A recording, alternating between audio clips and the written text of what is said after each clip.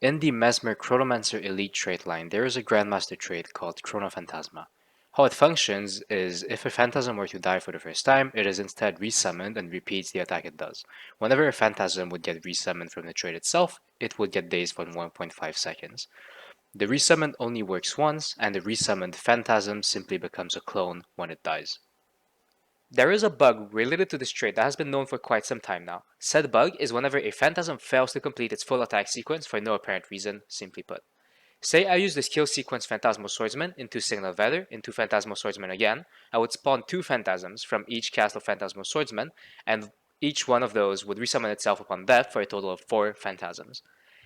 If I were to get bugged, one of these would become a clone before attacking or during its attack, effectively giving me the effect of having 3 phantasms instead of the expected 4.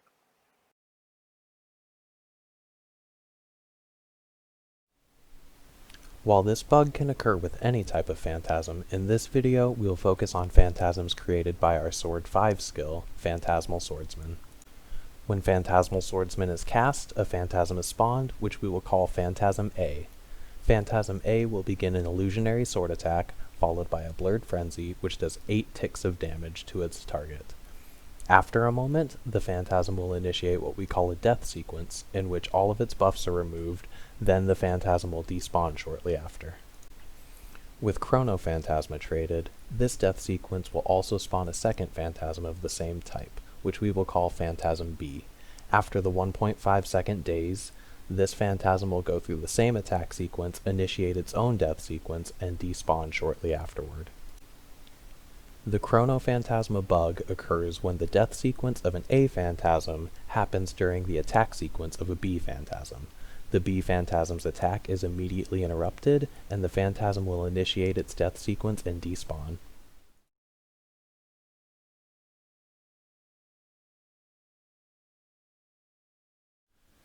As stated in the introduction, one place in our rotation that this bug often occurs is in the Sword 5 Ether Sword 5 sequence.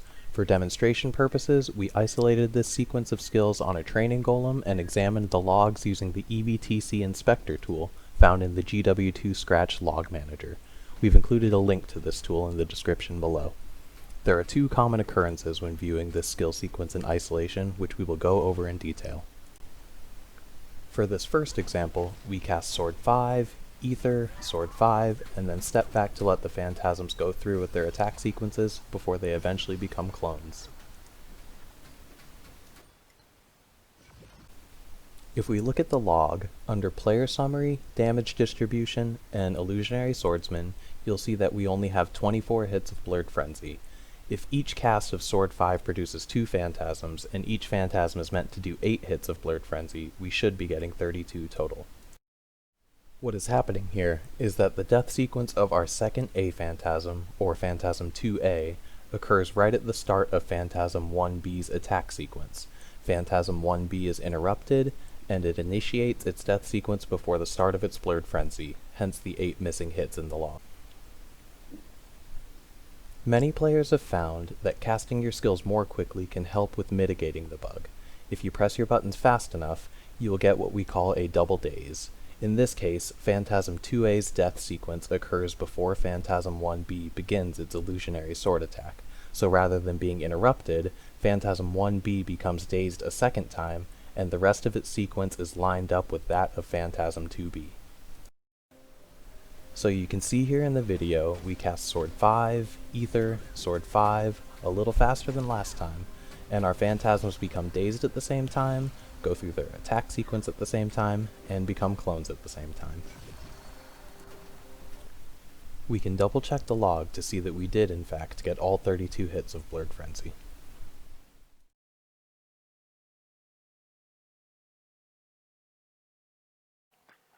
Looking through some more logs, we saw that at every death sequence, phantasms were applying or removing a buff with the skill ID 3644. We were able to link this 3644 buff to the bug itself. Whenever any A phantasm entered its death sequence, it would apply a stack of 3644 to itself, and that stack would spread to other phantasms of the same type. If a B phantasm received this buff from the A phantasm while it was attacking, it would get interrupted and instantly die. We came to the conclusion that this spread is what causes the bug itself. We will talk about this in more detail later on. While testing the sort 5 other sort 5 skill sequence in isolation, we noticed that we were getting affected by the bug more consistently than in a normal bench. We felt that it wasn't quite right and that we should have been getting the bug more in normal rotations. We thought that there had to be a reason for this. At first, we thought it was lag, or maybe the raw amounts of phantasm we had alive, but both of these turned out to be false. After digging through more logs using the Scratch EVTC inspector tool, we started seeing that certain phantasms during a normal rotation weren't getting interrupted, even though 3644 was being applied to them. We did some more science and saw that these phantasms had a buff applied to them, a buff with skill ID 3702. We found that this buff is applied to all of your illusions whenever you shatter, and somehow protects phantasms from the effects of 3644. Here, you can see I cast Sword 5 Elder Sword 5, and when my first swordsman gets resummoned, I simply shatter once to give it the buff 3702. And we can see that it did not get bugged, and we got the full 32 hits of Blurred Frenzy because of it. If we take a closer look at what happened, we can see here that Phantasm 1B should have gotten bugged, as Phantasm 2A had its death sequence, therefore the spread of 3644 during 1B's attack sequence. The only reason it didn't die is thanks to the shatter giving 3702 to the Phantasm, rendering it immune to the bug.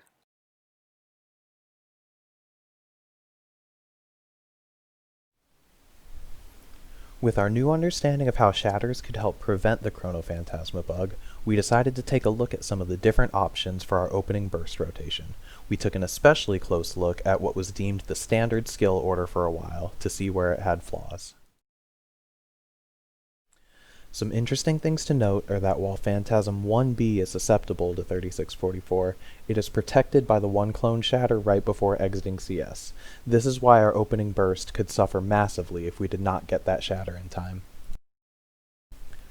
Phantasm 2B would also be susceptible, if not for that 3 clone F1 before Gravity Well. Where things got dicey, though, were with Phantasm 3B. With no shatters to protect this phantasm from 3644, we would often see lost hits of Blurred Frenzy here due to the death of Phantasm 4A. In this video, we'll demonstrate how this opener is affected by the Chronophantasma bug. We make sure to get the one clone F1 in CS, and before and after Ether, we're casting Sword 5 before Disenchanter. Given this skill order, and where shatters fit into the rotation, we see that we got 57 out of the expected 64 hits of Blurred Frenzy. In this next opener, I demonstrate a rotation I first learned from Lawitz's 41.1k bench from the last patch. This rotation swapped the order of Disenchanter and Sword 5 after each Ether, and made it possible to get all 64 hits of Blurred Frenzy. A link to that benchmark is in the description below. Unfortunately, this opener was not guaranteed to get all hits of Blurred Frenzy. It would consistently perform better than the previous opener, but it was still possible to lose damage depending on timing. As you can see here, we only got 62 of the 64 hits. With the reintroduction of zero clone shatters in the most recent patch, we found an opportunity to mitigate the application of 3644 with a strategically placed F3 shatter. We saw that the phantasm being affected would spawn just before Gravity Well and would receive the 3644 buff apply event somewhere after weapon swap. So a quick zero clone F3 during Gravity Well was enough to guarantee no Chronophantasma bug in the opener very consistently.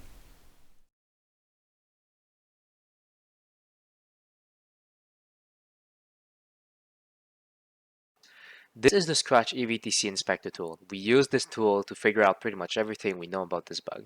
Here we can see all the agents, which are the units the game registered, like myself, the golem, the rats and the birds, and most importantly, my phantasms and my clones. On this log, I did the skill sequence Sword 5, Elder Sword 5, so I have a total of 4 Illusionary Swordsmen. The first 2 are A phantasms, and the last 2 are B phantasms. When I click on them, I can see the events that happened, so everything that happened to my phantasm or that my phantasm did, like the buffs it spawned with, the boons it got applied, the movement it did, the damage it did, and finally when it died off.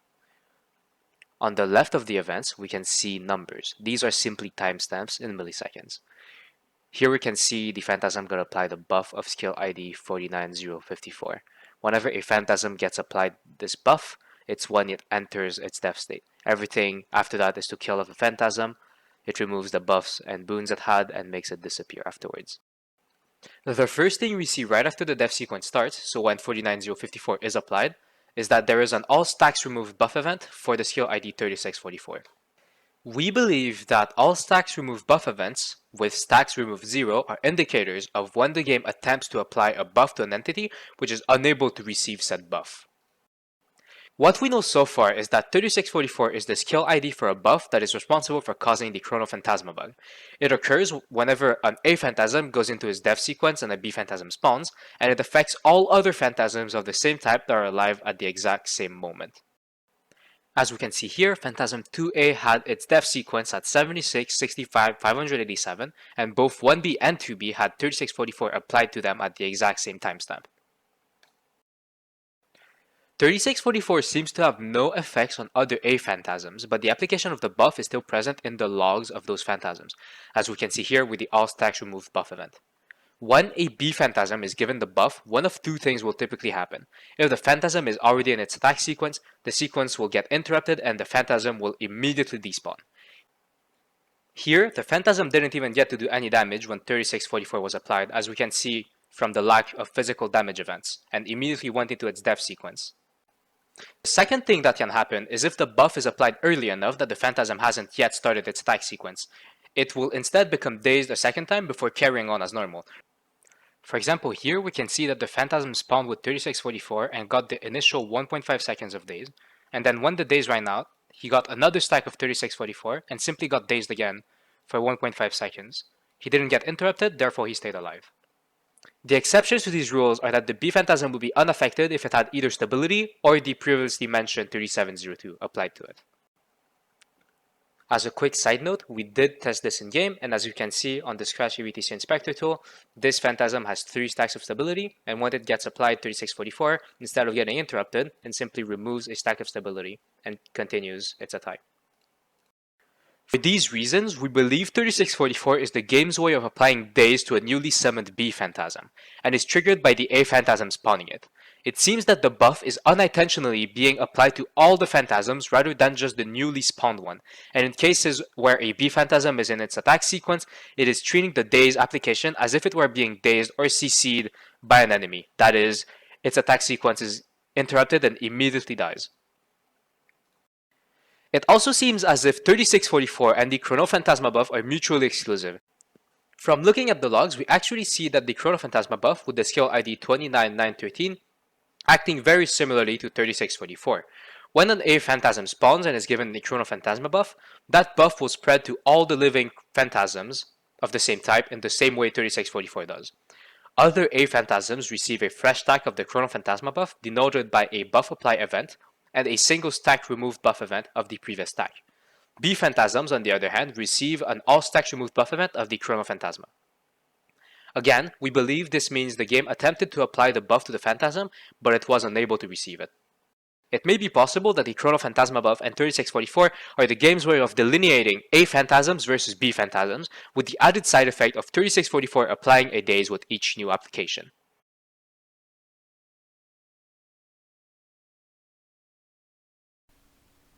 Is it on? Yes. Well, that should sum up everything we know about this bug. Probably. Yeah, pretty much everything we've looked at for the past couple months or so. It's been tormenting us ever since, yeah. Yep. But, who knows, maybe this will shed a little bit more light on it. We're hoping anybody who's watched, especially people who've made it this far, hopefully you guys got something out of it. And who knows, maybe we'll see a fix from Arenanet soon. Is that it? Yeah, that should be good enough.